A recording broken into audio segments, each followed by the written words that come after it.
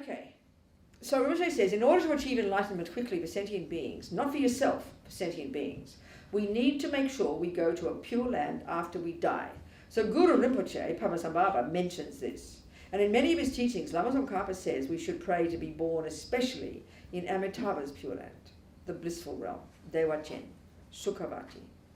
Because it is easy for us ordinary people, those with delusions, to be born there. I was surprised by that, Rinpoche said. So in fact, one of the 8 prayers to benefit the dead that are traditionally recited in the Gelug Tibetan monasteries is Lama Zopa Rinpoche's prayer to be reborn in Dewa Chen. And those prayers are in this book, the things to recite, you know.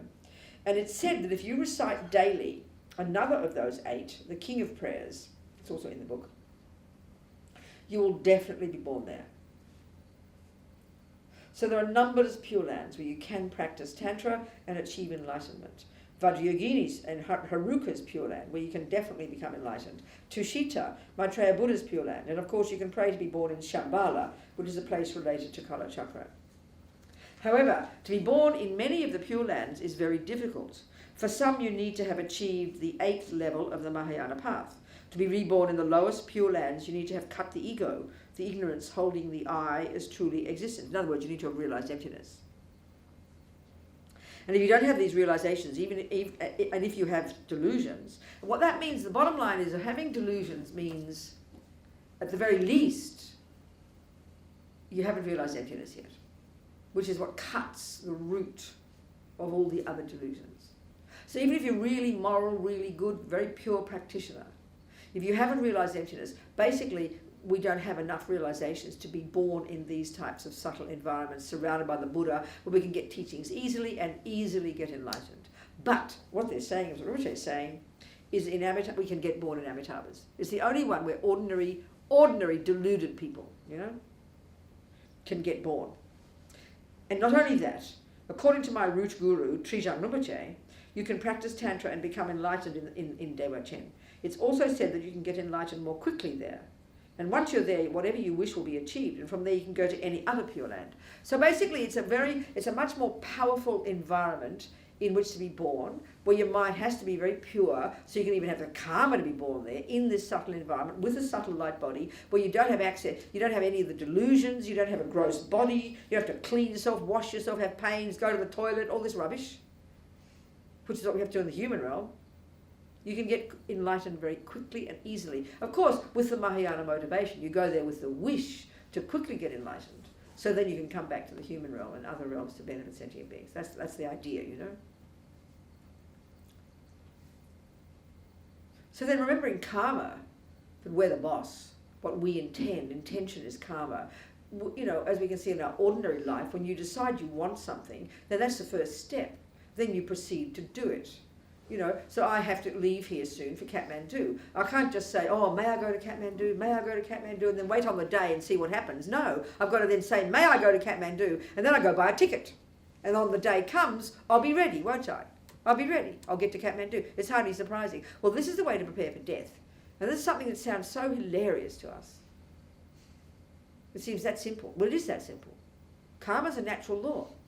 So the first step is I want. Well, that's what I've decided now. I want to go to Amitabha's Pure Land. Then I figure if I miss that plane, I'll get the one to a human realm, hopefully. Then I'll be okay, hopefully. There's only 2 options. As a Buddhist, there's only 2 options to be reborn. Pure Land or obviously a human one. So you've got to not just want it. That's not enough. You've got to want it. And then the next step is, what are the causes to do it? So if I want to go to Kathmandu, what are the causes? Well, pack my bags and buy an air ticket. If I want a human life, what are the causes? The practice is morality. Live in vows, don't kill, don't lie, don't steal. Think about the Buddha, do a few mantras, and do the purification practice. They are the bullet points. That is the cause of getting a human body. It's technically true.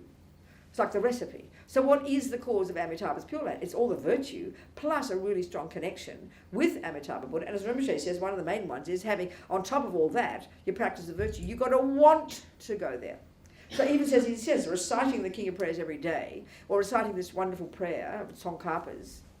So for me now, this is the last prayer I do at the end of my days, when I go to sleep. I have it recorded. I have all my prayers on my iPod. So then when I lie down and go to sleep, I put my prayer on and I go to sleep, reciting to myself on my prayers the prayer to go to Amitabha's Pure Land. Because it leaves imprints in the mind, you know. So I'm a fan now. Whether I make it or not, I'll have to let you know. Are we communicating here?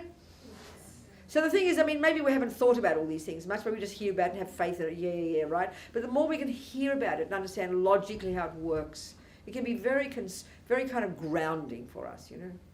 Very grounding for us. So Amitabha's prayer.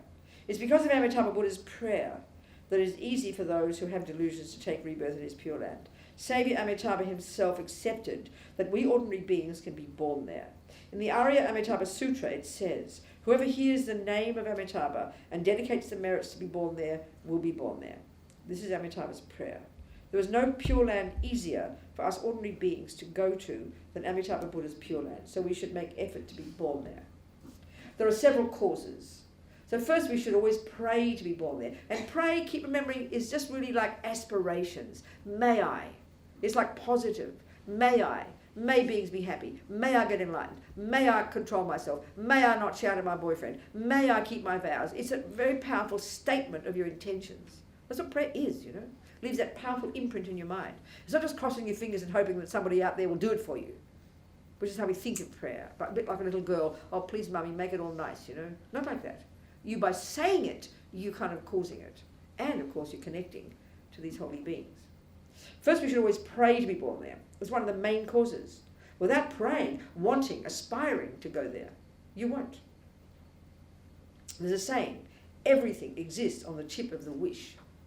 This is the meaning of karma. Everything starts with a thought. May I will, I want. Got to have that. Then from there, you put the right steps in place. It's kind of clear. It's practical. Second, we should think about the beauty of the Pure Land, you know. And there's again in this book, there's this beautiful text by Tsongkhapa. So Rinpoche got one of his, monks to translate. It's just, of course, it sounds like science fiction if you're not used to this type of thing.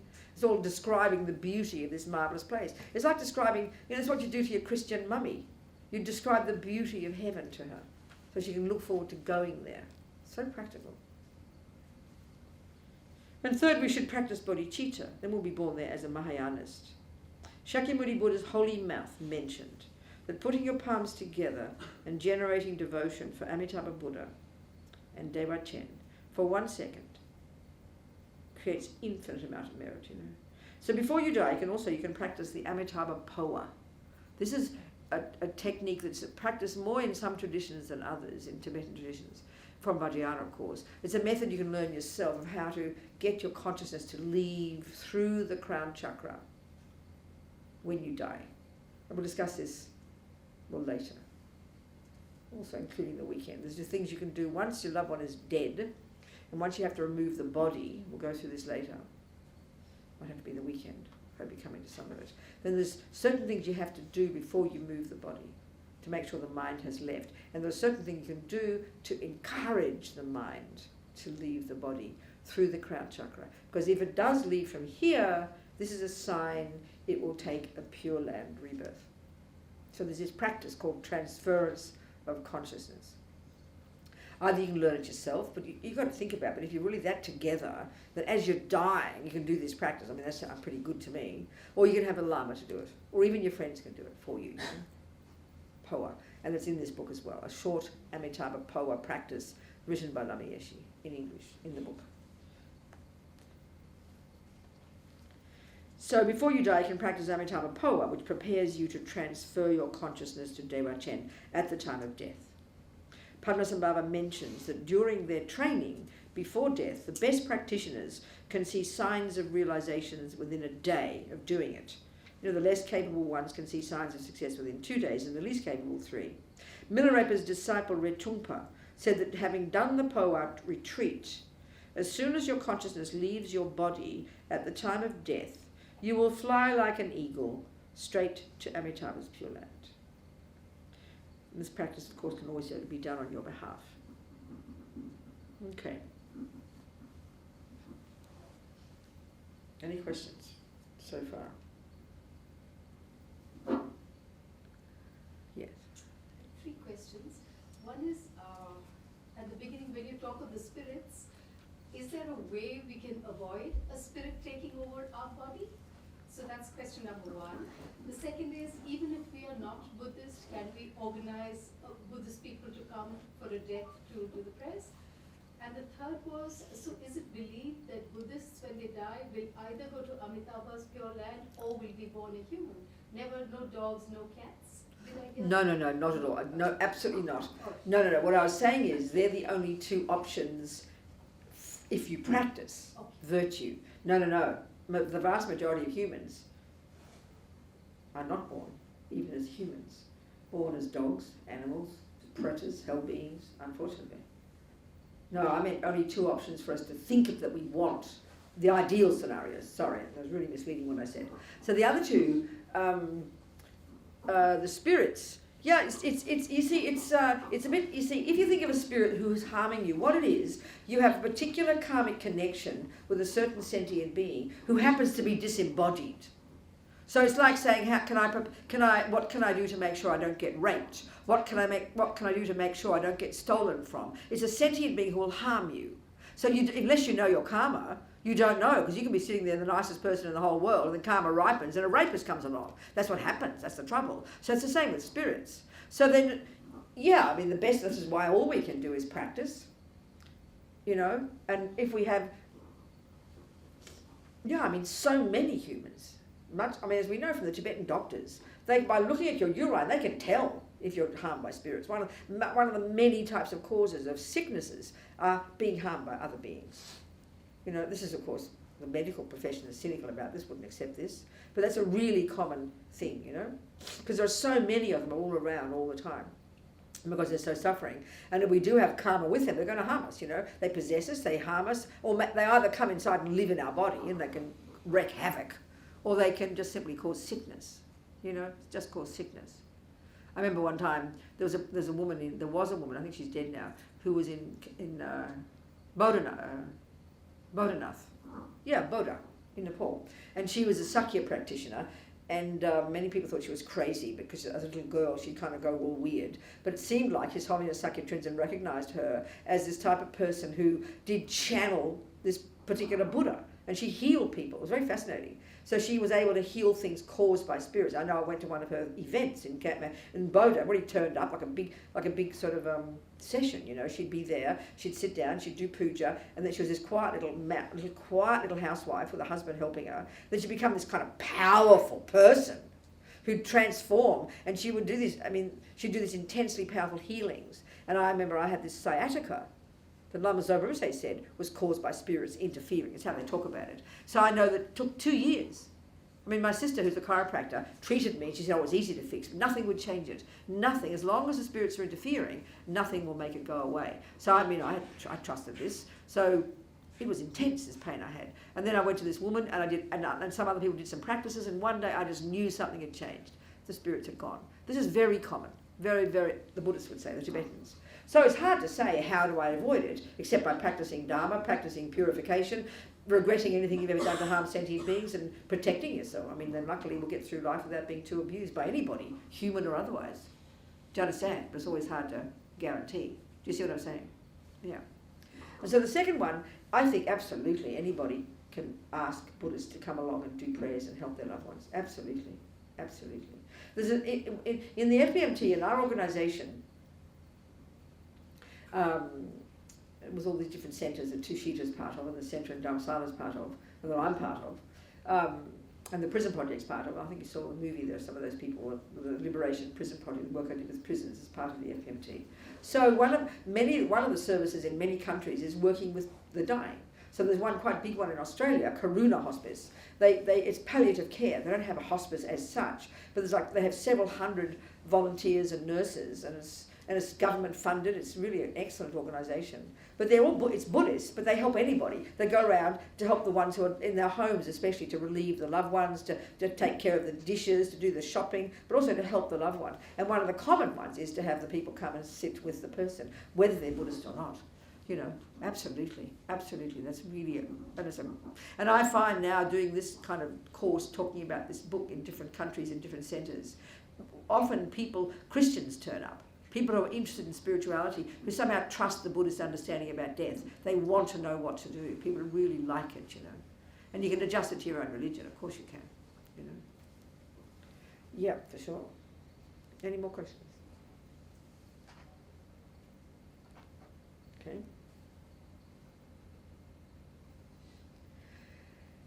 So, let's keep going then. Okay, so the practices, as I'm saying. So as you get closer to the time of death, the days before, this is when you really got to be on the lookout. And sometimes it's not, things don't ever happen smoothly. It can suddenly one day you'll go to granny and you think she's got months to go and there she is dead, you know. You can't know every time. But if it's a typical scenario of a person, the weeks and months to do, then the days before the death, and you get to become familiar with this and understand, you know, where they're at, what's going on. So then there are the things what to do at the time of death. So same for this, there's all these different chapters for different scenarios. What to do if your loved one dies at home? What to do if your loved one dies in hospital? What to do if your loved one dies suddenly? What to do if your loved one gives their organs? And we've touched on each of these briefly. Essentially, the same practices are available, but it's just a question of what you can do and what you want to do and how much time you've got to do it, you know. So the key thing in all of these things, again, is to be educated with it, to know what you're doing. So, for example, a friend of mine, Paul, and his wife and his daughter were all Buddhist. And he had a really terrible heart, and he knew he'd have a heart attack one day. And he got his wife to promise not to call the ambulance when he had a heart attack. Well, of course, she did. She panicked. He fell on the floor, there was vomit, so she freaked out and called the ambulance. He didn't want that. He wanted to stay at home. He wanted her to do the practices, get his daughter, do the practices and die peacefully and spend 3 days, you know. But she panicked and called the hospital, called the ambulance. So you can't get the body back after that. Well, different states, maybe different countries, you've got different laws. So one of the things I say is you really should know the laws of your country. If you can aim to die at home is the best, because then you can really control it. And find the laws out. Know what your rights are. It's so important, I think. Don't just wait for it to happen and then panic. So what happened with him, he got to the hospital, me and the daughter got there. We knew he didn't want this. They didn't want all the wires in his body, you know. So we did the prayers, and then the daughter told them to pull them out, whatever, and they were very kind. They let him stay there for an hour or so, and then we got them to move him very gently in the ambulance, and we negotiated with the mortuary to have him sit there all day in his stretcher, and then at 4 o'clock we had to leave. We wanted to be there with him all night to do prayers and things. They wouldn't let us. So what we did was, and this is not in the book because this is what we did, but I think it's a good point. What we did was we gave them a CD of some of the monks chanting, the Gyuto monks, you know. So they promised they'd play it in the fridge. Whether they did or not, we're not sure. But they promised they'd play it all night in the fridge, which means all the other dead bodies got the Gyuto monks chanting as well. Lucky people. So then we came back next day, brought the body out, did prayers again all day, and then we had him cremated. So there's various things you can do, but you've got to, again, the key thing is not to disturb the body, because that can help the mind leave in the wrong way, you know? Because the mind leaves at different places, and each of these places indicates a different kind of rebirth. So the key thing always is not to disturb the body. Be peaceful, even after, especially after they stop breathing. Like I said, the ideal scenario is you keep them there for 3 days. That's it. That's the best. Ideal. You put them on ice? No, you don't need to, as long as the mind is there. And so what you're checking, this is the point. So we went through the death process, the 8 stages. We mentioned that briefly. And what it is gradual of all the energies, the wind energy and the consciousness leaving from all the different parts of the body, all the way up and all the way down. Everything comes down to the heart chakra. So one of the clear ways, the easiest way to check whether the consciousness is still in the body, as I mentioned a couple of days ago, is you put your hand above the heart chakra, which is the center of the chest here, and it will be, if the mind is still there, the very subtle mind, it will be vividly warm. This is the same with your dog. Same thing. If the mind is still there, it'll be vividly warm. So is that a warmth that even now, if I put my hand over my heart, it's the same warmth I feel now? I would say so, especially because the rest of your body's freezing cold. Okay. Even the way the heat gradually leaves your body can be an indication of whether you're going to get born in the lower realms or the upper realms. So if your heat leaves your head first and you feel the feet of your loved one and they're still toasty and warm, that's not a cool sign. They're going to go to the lower realms, which is a bit of a drag. There's not much you can do about it, but that's what they say.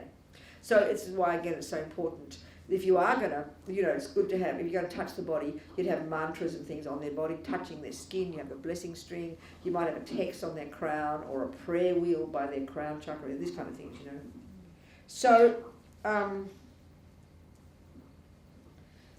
so they talk about here the things to do at the time the breath stops.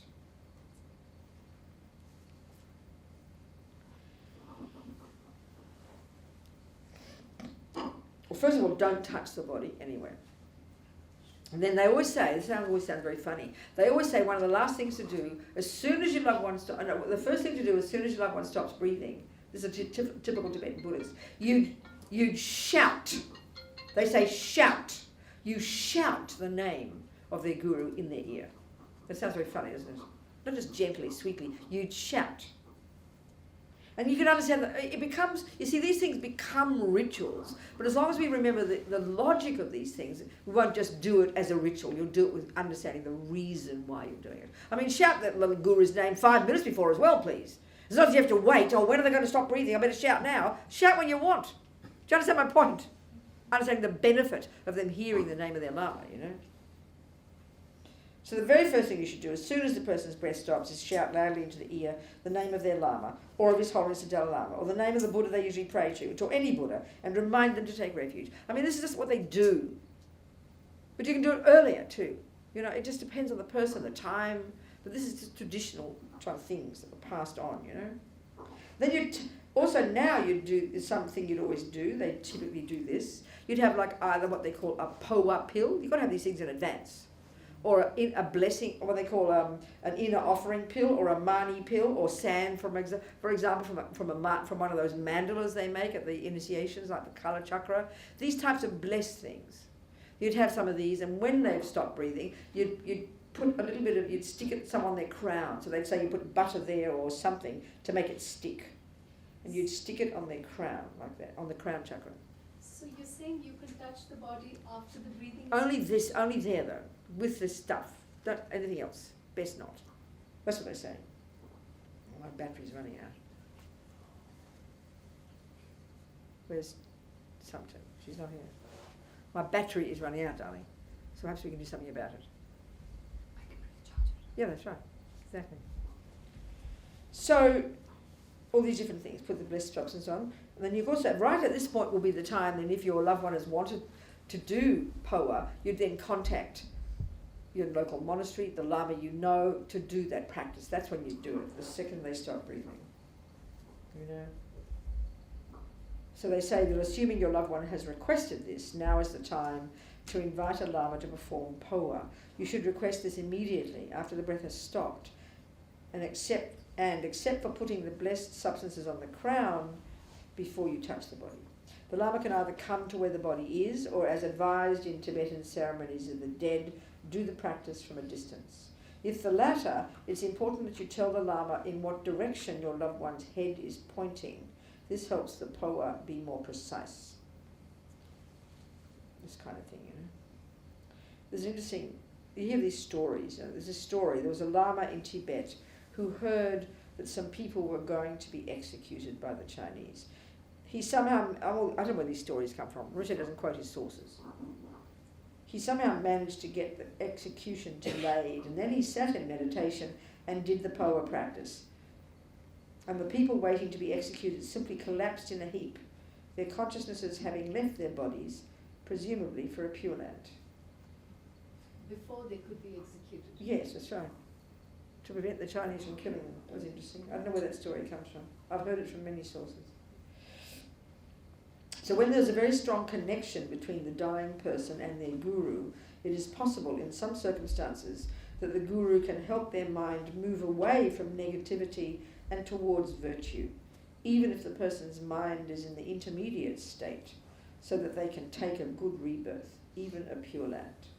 When a High Lama transfers somebody's consciousness to a Pure Land, many special signs happen, such as rainbows in the sky or white light emitting from the person's body.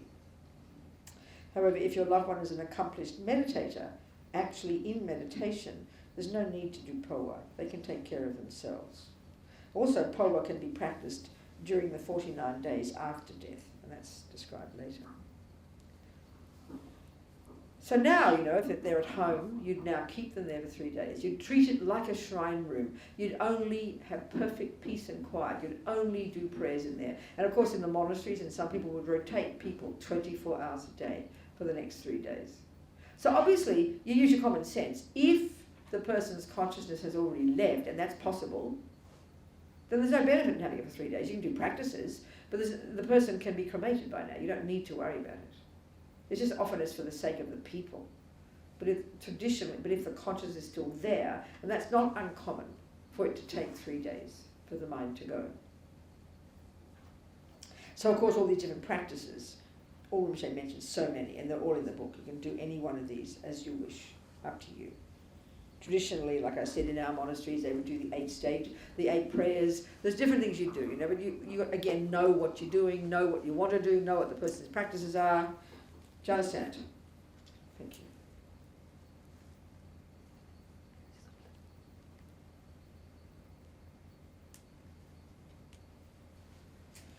Okay. So there's the 8, all these different prayers. All this choices there. It's up to you. So the thing is too, typically among some Tibetans you call an astrologer. So obviously in the Western style, they don't do this kind of thing. Typically a Tibetan would consult an astrologer immediately after the mind has left the body. Astrology can indicate what practices should be done to prevent your loved one from being born in the lower realms, or to help them to take a good rebirth, such as which statue or tanka should be made on their behalf. That if you do this or that practice, they will have a good rebirth, or be reborn as a monk or a nun, or even a great lama. It can even predict where the good rebirth will be taken. However, it's said that this usually only works for ordinary people. Astrology can't predict the future of the great holy beings, nor very evil people. What are you doing? What's happening? Why has the light gone off, darling? You had a light on before. What happened? Yes, it's coming back. Turn it on. Thank you. It's not charging. Not charging yet. That's it now. So, typically, astrology, okay. So, you need to tell the Tibetan astrologer which of the 12 animal signs your loved one was been born under, as well as the date and time they passed away, even perhaps the hour, or whether it was in the morning or the afternoon. It's important to be accurate. There's astrology in the West, of course, but I'm not sure if it predicts future lives and so on. Then, if your loved one, so that's the general scenario. When they stop breathing, do those things, do this, blah, blah, blah, blah, blah, blah, So now if your loved one dies in hospital, that implies an institution where you don't have much control. And this is common. My friend Yeshe Kadra, who ran Karuna for many years, she's a nun, and she was a nurse, and she was the directing of Karuna. She said even the vast majority of their clients, they die in hospitals, die in institutions, nursing homes and hospitals. I don't know what it's like in India. Maybe opposite, I don't know. And there you've got an hour if you're lucky, isn't it? Unless you're rich and you've got a private hospital and you can pay the rent, you don't have much control. And this is often the problem with hospitals. Like I said, we tend to give our power over to the doctors and nurses because they've got their systems. But you've got to know your rights. And my sense is if your loved one's in hospital, you should know in advance that you want as much time as possible. So talk to the people, talk to the nurses. If I would love some more time, can we have a day, a half a day, if there's a room free, if there's a bed free, you negotiate with them. Don't just wait till they die and burst into tears, Know in advance what your rights are. And I'm sure people are so kind, they'll happily help you. I mean, a friend of mine, depends, a friend of mine, her husband died in a private hospital, so she paid the rent, so she was able to say, go out please, and she closed the door and locked it, and she stayed for 3 days. So you've got to know what your rights are, and it's really, and I'm sure people are so kind. I mean, when Lama Yeshe passed away, Lama Yeshe is Lama Zopa's teacher, he's my teacher, he passed away like 30-something years ago, in 84, in Los Angeles. And they were so kind in this hospital, a big hospital, and they let them have a room down the hall all day. They gave him a room, until 5 in the afternoon. He had 12 hours meditating. So you can negotiate. I'm sure people are so kind. But the key is to know what you want and be ready for it. Know what happens. So if you're in with your loved one and it's 3 in the morning, don't run out and get the nurses, for God's sake. Close the door. Keep the curtain closed. Be there. Be so happy. You can be undisturbed for several hours and do practices. There's certain things you can do. If you've got the holy stuff there, you do that. If you know a lama, you bring them on the phone. Get the puja started, you do that. And then you just sit there with them and you do the prayers. That's it. I volunteering with hospice for Good. some years. Yes. And in the course of that, I read the Tibetan book of Living and Dying, what they call TBLD, by Sogyal Rinpoche. You understand, so then go on. Yeah. But that has a form practice which the common person can do, and which is very simple, and that was incredibly helpful for me to be I able to understand. do something. That's right, exactly. That's the thing. We all feel we want to do something, don't we? That's why it's so important. So whatever instructions you got from any lamas, you use them, you know. All I'm doing here is reading out what Lama Zopa would say and recommend. But that's the thing. It's so good to know there's something we can do. That's how we feel. And it's your dog the same. We want to know, how can I help, you know? And then just sit there. If you know nothing else, just sit there and say prayers. Just sit there and say a mantra. Sit there and recite a mantra, Om Mani Padme Hum, so they can hear it close to their body, even though, you know, yourself. Then you already feel like you're doing something. This is the most powerful. You can't wish to do better right now. And that's why if you are in a hospital, keep quiet. Take, you know, and if you have got, knowing that they know that they've passed away and they want to help you, know what your rights are and take as long as you can. As Rinpoche says, you know, even an hour. And all the practices are the same, but you choose the ones you want to do. That's where you have to learn to control, because they're all in the book. You know, you do different things. Some people like this mantra. Some people might say, I want this prayer done, I want that prayer. You have to know. And if they haven't said, you do what you can, you know. Now, many people say, like, well, my mother's Catholic. Should I do a Buddhist prayer? Well, I mean, of course you should. Why not? You know, I mean, all the Buddhas do is support the person according to their karma. So if your mummy's got really strong karmic connection with Jesus, and she has the karmic appearance of Jesus, and she wants to go to be with Jesus, well then I'm sure the Buddhas can help her go to Jesus. You understand what I'm saying? Of course you can say mantras. Of course you can say holy Buddhist things to non-Buddhists. Of course you can. Even to say you've got this grumpy old grandpa who's like an old, you know, doesn't have any views at all. Don't feel like you're cheating because he's in a coma and you say Buddhist mantras. Of course it's going to help him. It's fantastic. And sometimes, you know, with your grandmas and grandpas and people, they don't like religion. But some of these mantras, people put lovely music to them. It just sounds like lovely music, you know. And this itself is so soothing. Just itself. This is before they die, I'm saying. I remember one old woman I went to see, one old mother of a friend, and she was completely out of her head. She was paranoid, delusional, angry, just really out of her brain, you know. So distressed. And I thought, what did I do? I just sang a mantra. Instantly she became peaceful. Like instantly peaceful. So it can be so helpful. Just even you sitting there quietly, praying inside your own mind. I'm talking about before they're dead now. You can do it inside, but why not say it loud? So they can hear it. Just sing. Just make it a sweet sound, you know. Instant helping. Instant helping their mind, you know. So do your best in the hospital, as long as you can take. Negotiate in advance, let them know. The people really try to respect these days, you know. And do any of these prayers you wish. And then the point is this. You see, what we did with my friend Paul, Rinpoche doesn't say that in the book, because that's what I did. We did that, so I couldn't put it in the book. But you can do that. You be skillful. You can take the body very carefully and gently and take it to the mortuary and then do the things there. Or even, you know, this is something interesting. A friend of mine recently died, and Rinpoche said to my friend who was helping her, keep her in the fridge for 10 days. I was really surprised. She must have been meditating. So you can sit in the fridge, it doesn't matter. I mean, you're peaceful in the fridge, no one's going to disturb you. That is really something interesting. Unfortunately, Rinpoche doesn't say that in the book. That's really helpful. You just ask the hospital to put her in the fridge and close the fridge for 3 days. And you do your practices at home. If you can't bring the body home, then at least they don't touch the body for 3 days. That's so practical. But unfortunately, it's not in the book, because Rinpoche said that to somebody personally. But it's such a good advice. But if it's in the hospital, and you've got an hour, and then they're going to take the body. So normally in a hospital, they stick it in the fridge, don't they? Who works in a hospital here anyway? Nobody. Isn't that what they do normally? Does anybody know? Does anybody know? Oh. Here they take you home and they put you on ice. At home. So you're allowed to take the body home here. You go home, you lie on a bed of ice, and now they've got refrigerated little coffins. Oh, I see. Okay. On ice. Okay. And So glass. so you're saying here in India you're allowed to take the body home to your own home. Absolutely. Well, that's good to know. So then what you should do if that's the case. You don't do this thing of now helping the consciousness leave, because like certainly in the Western countries, like in this time in Santa Cruz, we couldn't take the body home. We had to leave it. We had to negotiate with the mortuary. So that if that's the case, then what you've got to do, as much as you can, as gently as you can, bring the body home without disturbing it. This is that will be the most important. And you get an ambulance or something? What do you do? Have an ambulance? Your own car? I mean, what do you? We get it through the ambulance, and then at home already the place is prepared.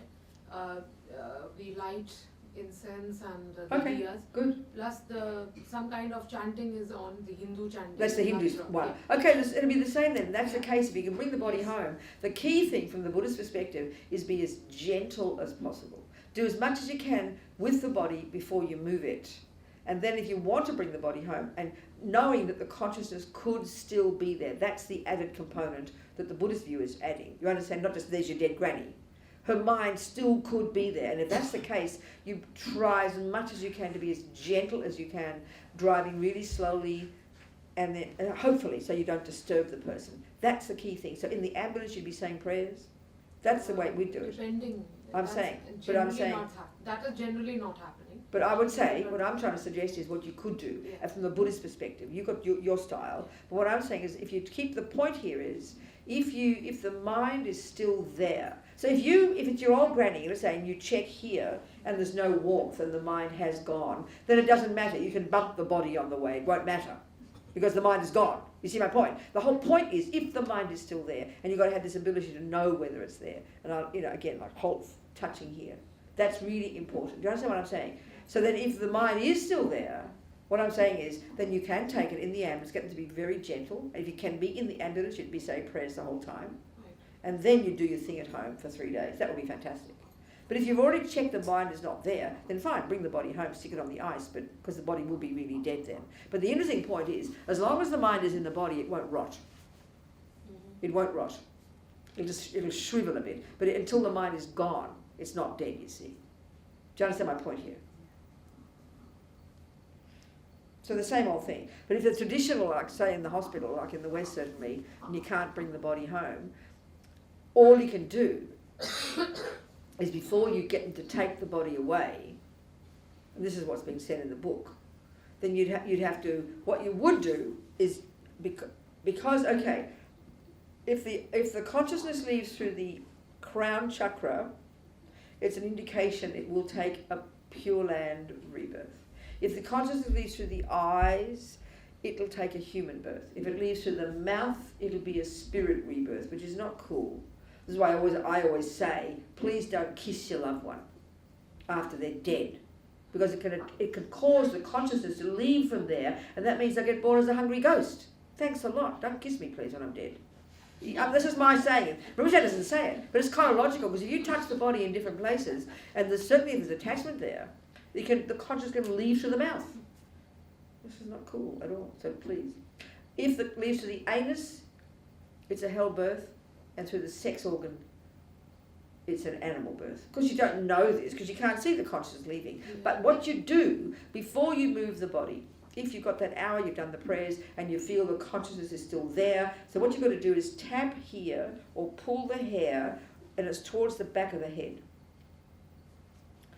The central channel is just in front of the spine, at the back of the body. So if it goes all the way up, it's about here, towards the back of the head. So what you can do is pull the hair really vigorously, or tap really vigorously.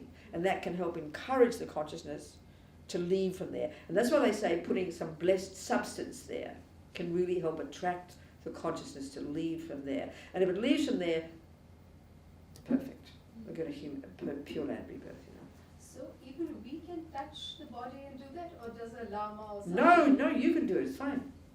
Absolutely, of course. You just got to know what you're doing. That's all. And then you let them take the body, do what they like. You know what to do now. But the key thing is to be sure the mind is gone, because it can be distressing if it hasn't. It can attract the mind to go the wrong way. It can be disturbing, because this is the point. You see, this is what I'm saying, my view here. This is what I'm saying. I'm trying to interpret these teachings. When the mind goes through the 8 stages of death, it goes all the way to the very subtle consciousness. So if the very subtle mind is there, there's no awareness. But if the mind hasn't yet gone to the clear light stage, it's only at the subtle level, which is like your dream mind. You can be still noticing what's going on. You know, people have out of body experiences. Do you understand what I'm saying? Yes. That's your subtle consciousness, not your very subtle. So if the mind has gone to the very subtle, then it's hard. I think it's hard to disturb them. But if it's subtle, they can still be conscious and be noticing what's going on, and so it can be very distressing, and there can be attachment still there. So the key thing is to try not to see if the mind is still there, to do this, and then not to disturb as much as you can. If you're going to take it home, great. If not, if the hospital do, I mean, whatever you do in this country, everyone does different things, you know. Now the other one is, if your lover's going to give their organs, we talked about this, didn't we? On the first day or the second day? Didn't I do that? The undead. The Undead, that book by the American journalist, yeah. So it's a tricky one. It's just a tricky one. It's very simple. It's really tricky because they keep you breathing, and if they keep you breathing, if you can breathe, that means your consciousness is still in your body, which means you are not dead, you are a living person still. And as long as they forcefully keep you breathing and your heart beating, your consciousness can't leave the body. So they may take you to the operating table. Were you here when I told this story? Mm-hmm. All of you. So, like I said, that book, he quoted the nurse watching the machine for this woman, the heartbeat. And they got the circular saw to cut her from head to toe, to cut out her organs. And the heart was seen on the machine to go from 100 to 200 beats a minute. As the author said, I wonder what a dead person's heart has to be anxious about. So all I can say from my only interpretation of that is that her subtle consciousness, which has to be there, that's why she's still breathing. She was seeing it. She was observing it. Because it's like an out-of-body experience. And then they basically cut you, they actually kill you. They're killing you. They're killing you, basically. So it could be tricky for the person. They might be peaceful for the person because they're giving their organs, but you can't guarantee that, So it's tricky. And if the karma isn't finished, some people do come back to life. So until you know for certain the person's dead, this is a very tricky one now. Very tricky, this one. Do you understand? So there's nothing. So if they're gonna give their organ, you do the same thing. You have a half an hour with them. I mean, you can have all day actually. A friend of mine died in America, a young man, and he'd given all his organs. So the nuns went and spent all day with him because he was declared dead at noon, and by midnight all his organs were gone. So they had to be kept throwing out of the hospital room, and the doctors came in to do things. So it's a bit distressing. You can't be very constant. But they sat there as much as they could to do prayers. But as long as he's breathing, his mind was still there, although they think he's dead. And then they took the organs out. So at least you can do something. And you wouldn't do this. Well, maybe you could. It says not to do it here, but maybe you could do that. I don't know. To force it to come out. But it's very hard if the mind's still breathing. If you're a great Lama, like all those people dropping dead, you could do it then. But if the machine's keeping you alive, yeah? I just wanted to ask, sometimes what happens when the person has passed on? I mean, like he's... You mean the mind has left the body? Yes. No, is that what you not mean? The mind. What are you saying? Know. This is a case where they felt the presence after they've done the cremation. They felt the person in the house. The presence was very strong. Yeah, people often say that, and I don't know what to say about that. Maybe they've been reborn as a spirit already, and it's a very suffering rebirth. It's not cool. Because if they're in the intermediate state, if their consciousness has left the body, right? And in fact, if their consciousness left the body, right, and the body's burned or buried or whatever, that means they've gone into the intermediate state. And as Lama Zopa says, once you're in the intermediate state between lives, then you don't recognize it. You don't want to go back there. You don't even recognize it. So this seems, if there is a presence, the only thing I can deduce is it must be they've been born as a spirit already and they're hovering around their own ex-home, their former home, because of attachment, which is not a cool thing at all. Are you hearing me? Yeah. All I can do is interpret like that. And the person the other people gets dreams, And well, that's natural. That's inevitable. That, to maybe asking for something or maybe give her, something that, those things, like in the dream, that the person just asks, okay, give me a bread or something like that. But that sounds like they're born as a spirit, sounds to me. That sounds to me, which is not very exciting. Do you understand? All I can do is use the Buddhist explanations to try and interpret these things. everyone has different interpretations, you know. Do you understand? So, I think that'll do for now. I mean, we've been through most of this, and we've still got a whole weekend to go. We're going to talk about the whole weekend. Venerable, one more question if I can ask. You go. This is for my own clarity. Yes, go. And this has nothing to do with this. This is a little different. Go on. We have, cobwebs, and now unconsciously we've been doing a lot of, we step on ants and we do all that. But the cobwebs, when we know in our conscious mind, when we are cleaning them, they also die. The You mean the spiders? Yes. But why can't you remove the spiders first? Yes. Remove How do we remove them first? What are you talking about? I'm not a doctor, but I'm not a biologist no, but or a... sometimes when you're removing them, they do, it happens. And But darling, what are you asking me? I'm asking you. What are you asking me? How to help send you how to not kill spiders? What is the kind of, you're doing it with a conscious mind. If you've hurt a spider. But sweetheart, don't try to, I mean, what can I tell you is it's like saying I'm trying to help that baby across the road, but somehow it ran under a car. Well, excuse me, do your best and stop hurting it. What are you asking me? Don't try to kill it is what I'm saying. You can't just say, oh, I didn't mean to. What am I going to do then? Well, you try not to harm it, darling. What else are you saying? I don't quite get your point. No, we're just trying to understand. Understand what though? That like when we are cleaning the cobwebs and the spiders are there. So, just...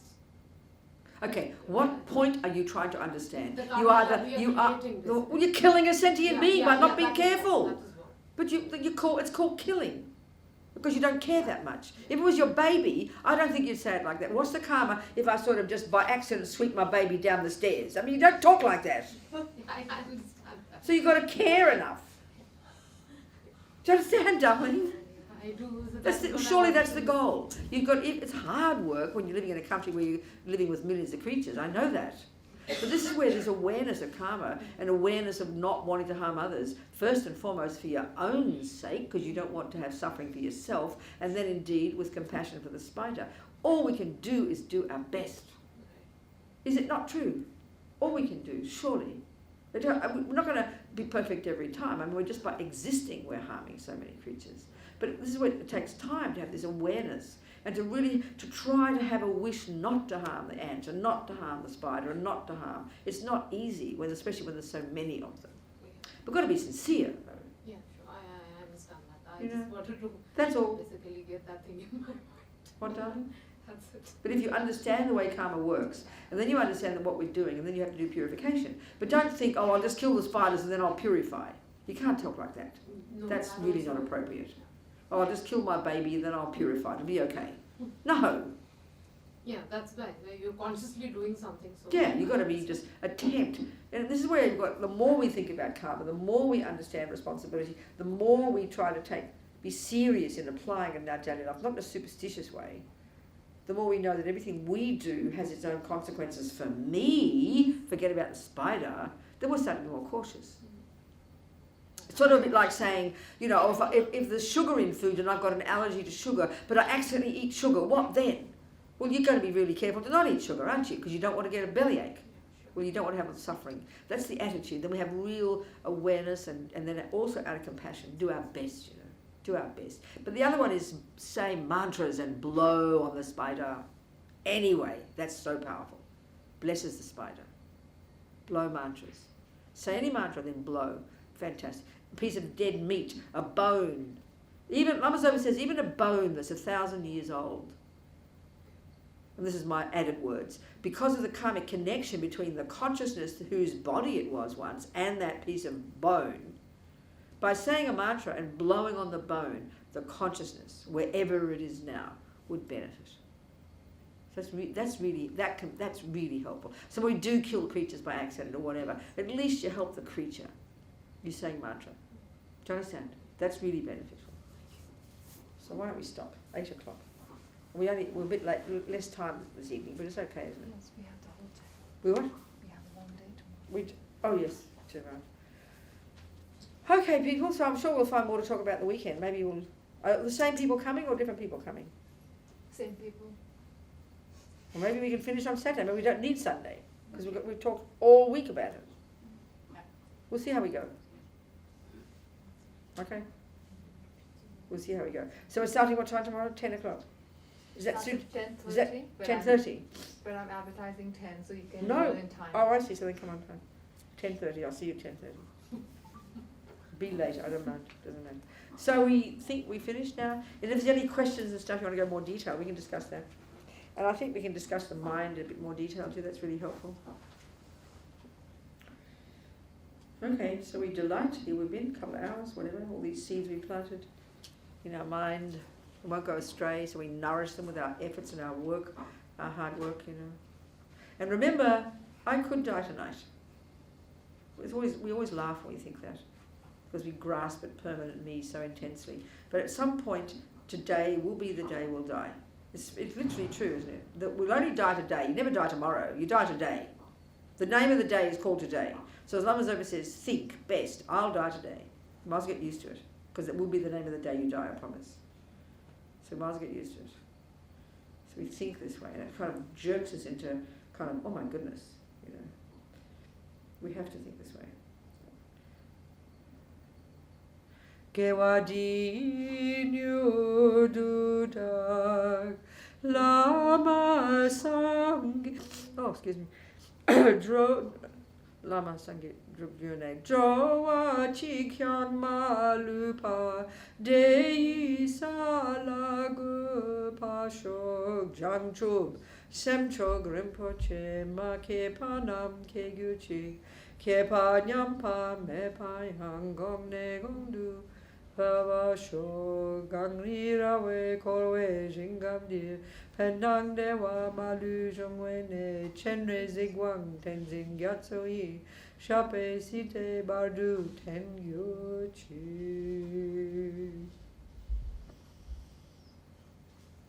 Thank you everybody very, very, very much.